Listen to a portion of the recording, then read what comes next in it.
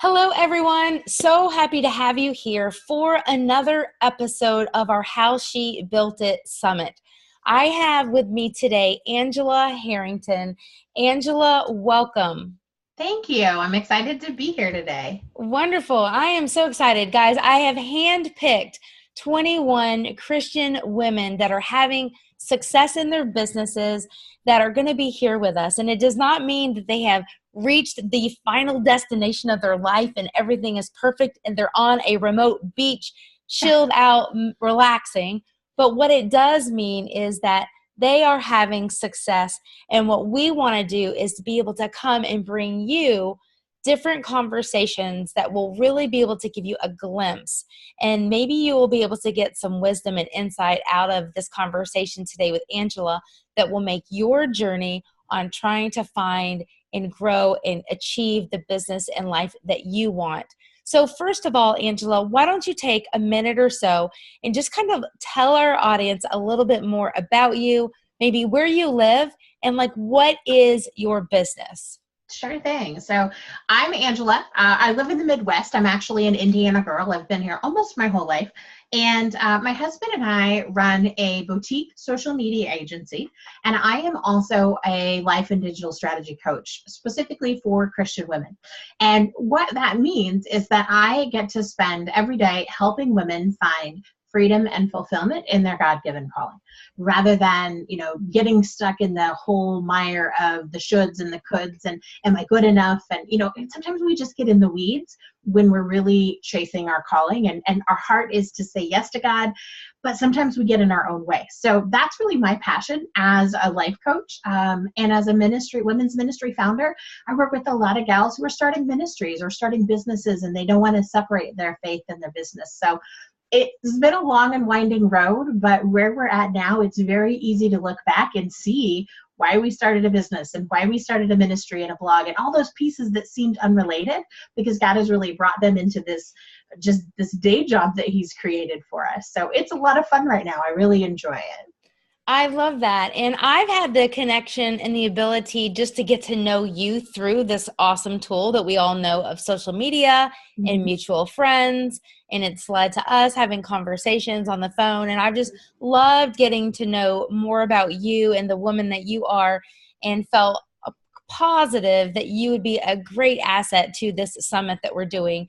And on this journey of saying like how she built it, essential strategies to create success in business without sacrificing faith and family, we've got two key strategies that Angela is going to talk with us about today. And the first one is go where you're called to go and the way that God calls you to get there. So Angela, dive into that a little bit more. Tell us what that means and kind of just like what led that to being like one of your key strategies. I think that's one of the biggest reasons that we kind of get tripped up along the way is God gives us this amazing vision and we say, okay, I'm in.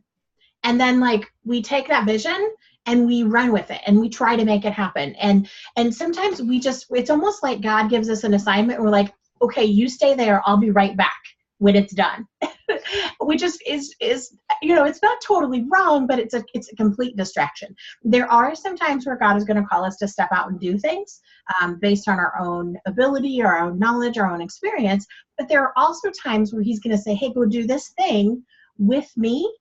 And He's going to be the one that's bringing the experience, or, He's the one that's creating the miracle, or, so we have to be really careful about not turning our calling into an idol. And what I mean by that is that the work that we do is actually a natural byproduct of our calling. Our calling is to become more like Jesus. Our calling is to align ourselves with God. Our calling is to speak what God wants spoken and to heal the wounds that God says, hey, this needs to be healed. The work that we do is a natural byproduct of us moving closer to God. And I think sometimes we fall so passionately in love with God that we want to please Him and we want to honor Him and we want to, dedicate our life to Him. But we get just a little bit off track because we think that dedicating our life to Him is doing this magnificent work. Dedicating our life to Him means waking up every day and thinking of Him. Waking up every day and and looking at everything in the world through his eyes. And then the work is a byproduct of that. So it's super easy, especially with a lot of the women I work with who are very type A, super smart. Like it's not a sign of ignorance. I mean, a lot of the gals I work with are just wicked smart and talented, and they see it laid out and they're like, okay, I can do this. But God doesn't give us a calling for us to say, okay, I can do this. God gives us a calling so that we can move closer to him and do whatever that calling is, whatever that work is, together. And that's a game changer, because it takes the pressure off of us of having to know how to do everything the right way, right? Like if God's in charge of making stuff happen and all we have to do is show up and say, what next? We don't have to be good enough, right? Like air quotes, good enough. We don't have to be smart enough. We don't have to know the right people. God is really the only connection that matters. And from there, everything else blooms. Have you ever had an experience like in the process of you building your business where you personally like struggled with that, whether it be that you felt maybe you were being a little bit more called on the mom side and you have these things going on in your business? Like, how did you personally deal with that? Yeah, all the time. If I'm just totally being honest, that is a constant struggle, because it feels sometimes, I was just on Facebook Live the other day talking about this. Sometimes it feels like our calling is a burden, and it's like something that we have to do to measure up, right? It's, it doesn't even come to like salvation. Like a lot of times we get that salvation is good. Like we figured that out. It's given to us. We don't have to earn it. But then beyond salvation is like God's presence and God's love. And I think sometimes we get it in our head that we have to earn that. Like if I'm the most pious, or if I'm the best speaker, or if I have a free Facebook group that I run, if I make sure that group is growing, then God's going to bless it and God's going to be present. But that's totally backwards, right? The reason that we're fruitful is because God is present in us and works through us, rather than, okay, I got to meet this benchmark on my Facebook page and then God's going to show up. Right? Like when you say it out loud, it sounds ridiculous. Right. But it gets in our head that way. Yes. When it's in your head and it's 5:00 and you really need to go downstairs and like have dinner with your family, but there's comments that you haven't answered, or there's emails that you haven't answered, and they're people that you want to serve, then it becomes, I got to serve those people really well, or I'm not answering my calling. I'm not representing God well. Like that's the wrestling. The way that we get through that is by acknowledging that God does not want to turn our life upside down in that sort of manner. He will turn our life upside down if we're just being honest, but in a crazy, beautiful way, not in a work 20 hours a day and burn yourself out way, right? Like if you're at the point where guilt and fear is what's motivating you, it's not from God. And that's what I have to come back to each time. I'm like, sometimes I get in the weeds and I'm like, man, there's so much to do. I have all these amazing clients and I've got this launch I'm doing and I've got this and I've got this. And you just want to like push through after school time or family time, or not rest, right? If I just cut a few more hours of sleep, if I get up a little earlier. But those are things that are actually more self-destructive, and you're focusing on like the checklist of things to do, rather than staying in the presence of God. Sometimes we just have to say, you know what, I can't do all this. I have to draw those healthy boundaries. No, that's great. And I mean, that's a struggle for myself as well. And especially when you love what you're doing. Yeah. And it doesn't feel, I don't want to say a burden, but it's like, I love what I do, versus the person that's like, I hate my job. I want to quit my job. I want to find something else to replace this. Right. When it's a balance of all good, or what feels good to us, there still is this thing called 24 hours. Right. And we have those same hours, no matter who you are, no matter what your background is. And we have to say, I want to be the good steward to my family, to my husband. And I want to do what is necessary, I believe, as a business owner to grow this business. But it's not just us, it's God in us, and really trusting in that. Yeah, because then what happens is when you get burnt out, you resent God for giving you this calling, or you resent yourself for not doing it well. And this is a big deal in the startup phase, because there's this fear of, once I get the ball rolling, if I slow down, it'll derail. And I've, all that work I've wasted, right? That we all get stuck. I get stuck in that sometimes too. Thankfully, not as much as I used to, but that whole idea of, gosh, if I don't respond to these clients right away, they might go with somebody else. Or if I don't, somebody just asked for prayer on my page. If I don't get on that right away, their needs are going unmet. And I don't want them to think that God doesn't care. Like, we get into those things. Yes. It's not a healthy space. So there's very much you have to get into this mindset of you can't do it all. God is not asking you to do it all. It's just not possible. And he knows that. Right. So we have to, in my nursing career, we called it triage, right? When you go into the emergency room, they don't care if your finger's broken, if you're not breathing, right? It's like, what is the most critical thing going on in your business or ministry? Same thing we have to ask, what is the most critical thing that God is calling us to do? And we have to really stay focused on those things and not let all of the peripheral stuff, which may be good, it just may not be good for us. Right. Watch that stuff so it doesn't overtake all of our energy. And then that leads us into your second strategy, which you said, don't try to do it alone. Yeah. Distance yourself from people who encourage you to be closed off. That's key. Talk to us a little bit more about that. That's like the tar pit of spiritual death. Maybe that's a little dramatic, but isolation and resentment will undermine your faith faster than anything else. They will destroy your relationships with your family, and they'll really get you ticked off at God. If you get to the point where all you can see is isolation and resentment, it's hard to come back from that. And there are a lot of coaches, there are a lot of pastors, there are a lot of even, non-Christian business coaches who are putting amazing information out there. The litmus test that I want you to use when you're starting to listen to somebody is, are they encouraging you to connect? Are they encouraging you to isolate? And if you find that someone says they're always the answer to everything, and nobody else is an expert in whatever it is they're an expert in, you're being isolated. You're basically being groomed to follow one individual rather than picking the pieces that are powerful from all of the experts in the world. And you have to be really careful because it's easy to slip into that. It's easy to say, this person has millions on their Facebook page. They have a 6-7 figure business. They know what they're talking about, and take everything that they say as gold and not use your discernment. And there are Christian coaches out there that do this too. You have to be really careful because they're operating in some gray spaces, and it wears on you. I've spent a lot of money on some coaches, and I got tons of valuable information from them. But then when I started to take a little bit of a step back and look at the bigger picture, I realized that what they were grooming me to be was their customer.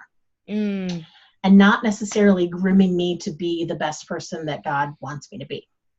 And that's hard. That's like going through a breakup. So yes, surround yourself with people who are positive and encouraging. Always find people that are smarter than you. Don't be afraid to say, you know what, I really stink at prayer. Okay, let's say I just really stink at prayer. So who can I surround myself with that is amazing at prayer? Because maybe some of it will rub off on me, right? Like if you don't know how to ride a bicycle, do you surround yourself with people who don't know how to ride a bike? Well, no, you go find some people who know how to ride a bike so that you can ask them, hey, how do you keep from falling over? Or, when you do fall over, how do you get back up? Or when your chain comes off, how do you fix it? Like, surround yourself with that type of community. Just make sure that it's not just people who are teaching you stuff, but it's people who have the right mindset and the right position in the marketplace, where they're always doing things that are honorable. They're not feeding the hype of fear, like fear of missing out's a real thing. But gosh, if you're going to be Christian, don't build your business on fear of missing out. Don't stir up anxiety and fear in people. That's not from God. I don't care if you're selling a Christian book. If that's how you're doing it, it's not from God. You're playing both sides, and it just hurts people. So, Angela, if I were to ask you if you could go back and tell your 20-year-old self something based on what you know now, what would that be? I always have trouble with this question because I'm at a point in my life where I've walked through some hellish seasons, and it's all being used. So to be honest, I don't think I'd tell my 20-year-old self anything. I don't think I would. Maybe to trust yourself more, maybe to be careful about who you trust. But then I also wouldn't want to undo this amazing miracle that God has created in the healing. Yes. So there's some pretty deep wounds there, and God's filled them in with a lot of grace. And out of that grace has created this amazing empathy for people and this amazing desire to wake up every day and make sure people who have those big wounds know that God still wants them and still loves them. That's the whole reason I got into ministry in the first place. God says, tell people that they're never too broken for me. End of story. No matter what. God loves you no matter what. That's how the ministry started. So yeah, that's probably what I would go back and say. But if I had to make the choice, I don't know that I'd do it, because we're here now and having an impact and really being able to encourage some people. Absolutely. God can make amazingness out of what to us can feel like a total hot mess. Absolutely. So true. So what practical application would you suggest that maybe someone could put into action this week, really, that could maybe help them based on some of these strategies that we discussed today, especially if they can really resonate with really like leaning into going where God's called them to go? Yeah, I think if you're kind of at a question mark point right now where you're not really sure what's next, I think taking a bit of an inventory is a good idea. So by an inventory, it's literally like, walking into your pantry and saying, what's on my shelves? What do I need to get from the store?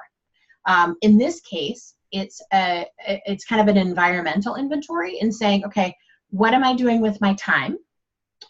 Who is around me? What am I giving my energy to? And then kind of going to God and saying what fits and what doesn't.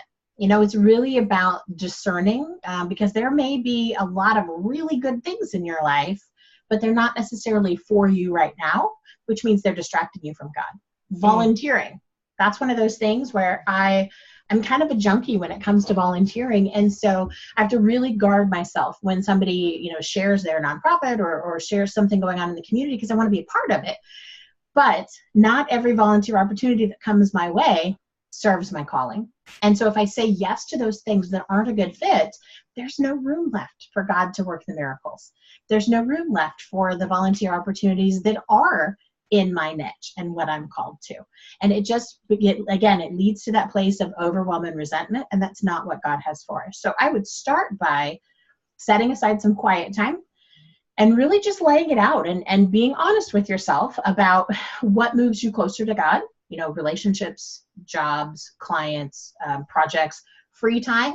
What are you doing with your free time? Family structure, all of those things. What is moving you closer to God and what isn't? And the things that aren't, it's time to start peeling those back and phasing those out, because they're using energy that God wants to use for good. Well, I think that is an amazing segue into the free gift that you have to share with our audience today. I'm going to just kind of tell us what you named it, but I'd love for you to tell people a little more. It's called 22 Ways to Know When God is Calling You to Take Bold Action. Tell our audience today how they can go about finding that free gift from you. Yeah, so that report really came out of a desire to help people see that struggling doesn't mean you're broken. Struggling doesn't mean that God's not telling you to do something. We all question when we should move and when we should be still. Totally normal. So I asked a bunch of my friends, I asked a bunch of pastors and business owners, how do you guys know when God is saying, hey, let's take some action? And that's kind of where the report came from. The easiest place to get that is on my website. It's angelajherrington.com. And there's a button that says free report. And the cool thing is when you claim a copy of that free report, you'll also get an invite to my free group, Christian Women Who Lead, where we have some fantastic, it's Facebook, super easy to access. We have some fantastic conversations there about what it really means to be a Christian woman following God. Business, we've got pastors, we've got business owners, entrepreneurs, stay-at-home moms, it's a little bit of everybody. But the thing that unites us is really a desire to move forward and say, God, what do you want me to do here? I love it. Angela, thank you so much for taking time to come and just invest into this community of women that are so excited about just being able to balance their faith and their family and just listening. And I know that the strategies that you shared with our audience today on the How She Built It Summit are absolutely going to be of help. So thank you so much for coming and being here with us today, Angela. Awesome. Thanks for having me. I'm so excited about this summit, and I just appreciate the work you're doing with all the ladies out there that are watching it. Awesome. All right, everybody, take care and be blessed.